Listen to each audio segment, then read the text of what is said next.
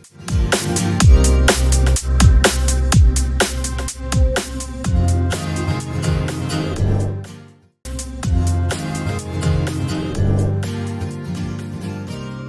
दूसरों की राह में अंधेरा करते हैं, जो दूसरों की राह में अंधेरा करते हैं, उजाले उन्हें कभी नसीब नहीं होते। आइए मैं डॉक्टर वाया राखी आज आपको बताती हूँ कि अगर आपका बच्चा सोने, चांदी, तांबे या लोहे के किसी भी पाए में पैदा हुआ है तो उसका व्यक्तित्व कैसा होगा और किस तांबे में पैदा होने का क्या फ़ायदा होता है। आप अक्सर जब अपनी कुंडली दिखाते हैं तो बताते हैं हम कौन से पाए में पैदा हुए हैं, प्लीज़ ये बता दीजिए। खैर इससे अब कोई फ़र्क नहीं पड़ता। ये जब बच्चा पैदा होता है 50 साल की उम्र में आकर आप पूछे राखी जी मैं कौन से पाए में पैदा हुआ हूँ, तो उसका कोई मतलब नहीं है।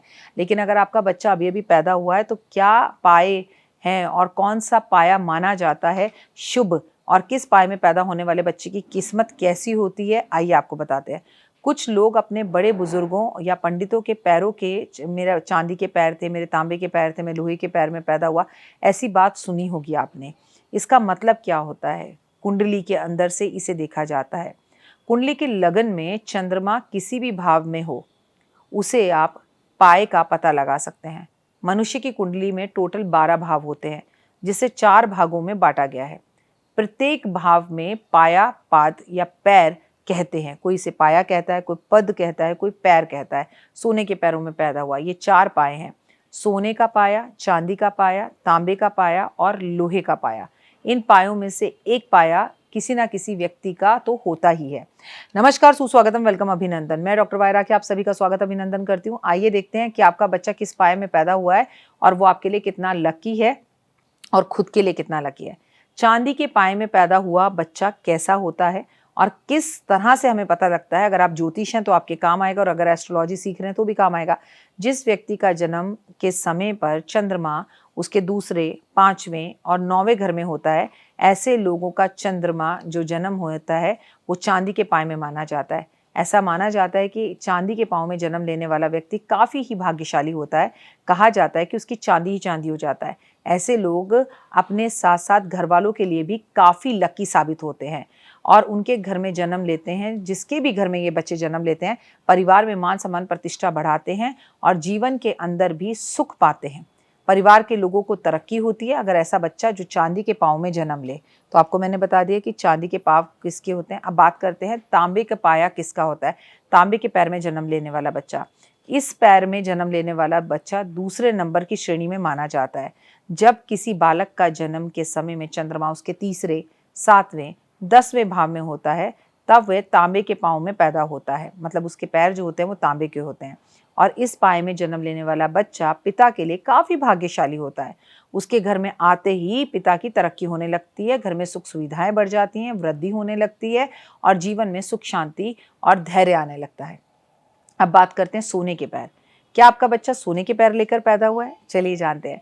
अगर जन्म लगन चंद्रमा का है, अगर जन्म कुंडली के अंदर लगन में चंद्रमा है, यदि पहले घर में, छठे घर में, मतलब लगन को पहला ही घर कहते हैं, पहले घर, छठे घर और 11वें भाव में अगर आपके चंद्रमा है तो ऐसा व्यक्ति सोने के पाँव लेकर पैदा होता है। ऐसे पाए वाला बच्चा जो है वो लोगों को सुख सुविधाएं देता है और बड़ी ही कठिनाइयों से उसको जीवन के अंदर आगे बढ़ने का मौका मिलता है। ऐसा बच्चा रोग की चपेट में रहता है और बहुत जल्दी जल्दी बीमार पड़ता है और ऐसे व्यक्ति, सोने में पैदा होने वाले पाए में बच्चा जो है वो कभी भी अच्छा नहीं माना जाता। उसे सोने की चीज़ों का दान करना चाहिए उसके पैदा होने पर।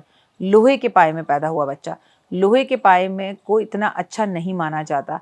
जब चंद्रमा चौथे, 8वें, 12वें भाव में हो तो ऐसा बच्चा जब लोहे के अंदर पैरों में जन्म लेता है तो ऐसे व्यक्ति का जीवन संघर्षों से भरा होता है, बड़ा मेहनती होता है। पर ऐसा बच्चा, परिवार में कोई ना कोई परेशानी भी आती रहती है उसके पैदा होने के बाद। खासकर पिता के लिए ऐसा बच्चा काफ़ी सारी प्रॉब्लम्स को लेकर आता है, कष्टदायक साबित होता है। जो बच्चा किस में पैदा होता है? लोहे के पाँव में। और जो सोने में पाँव में पैदा होता है उसे भी कोई बहुत अच्छा बच्चा या बहुत नहीं माना जाता कि बहुत लक लेकर आए।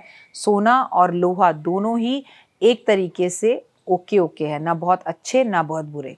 तो आपका बच्चा किसी में भी पैदा हो, उसकी किस्मत और उसके कर्म बहुत मैटर करते हैं।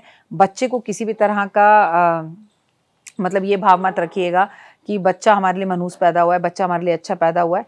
बच्चा जिस भी भाव में पैदा हो और अगर थोड़े से कष्ट भी हैं तो हम उसके उपाय कर सकते हैं, जिससे हम उस बच्चे का और अपने परिवार का भला कर सकते हैं। कमेंट्स में जय माता दी। आपका दिन शुभ और मंगल में हो। परमपिता परमात्मा की असीम कृपा पर बनी रहे। और जीवन में बच्चे के पैदा होते ही उसकी जन्म कुंडली दिखानी चाहिए, और उसके बाद जब आपका बच्चा 12 साल का हो जाए तब उसकी जन्म कुंडली दिखानी चाहिए, उससे पहले नहीं। कमेंट्स में जय माता दी लिखे। लीजिए, बच्चों की बात हो रही है और बच्चे पार्क में आ भी गए।